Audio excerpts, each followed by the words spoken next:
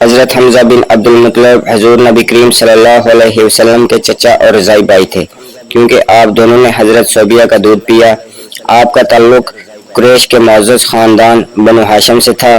آپ کی پیدائش حضور صلی اللہ علیہ وسلم سے تقریباً 2 سال قبل ہوئی۔ جاہلیت کے زمانہ میں بھی آپ بہادری، طاقت اور شکار کے شوق کی وجہ سے مشہور تھے۔ حضرت حمزہ مکہ میں اپنے قبیلے کے سب سے بہادر اور جری نوجوان مانے جاتے تھے۔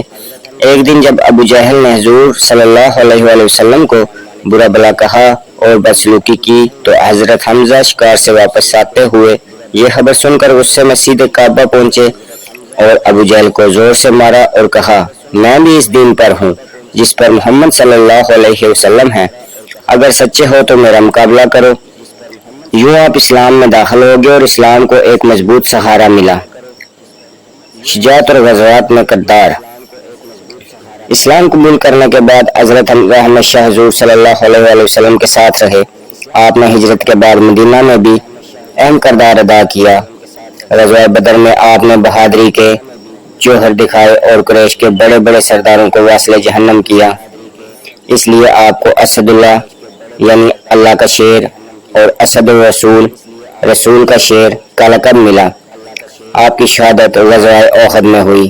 غزوہ احد 3 ہجری میں حضرت حمزہ صف اول میں دشمن سے لڑ رہے تھے۔ وحشی بن حرب نے جو حبشی غلام تھا آپ کو نیزہ مار کر شہید کر دیا۔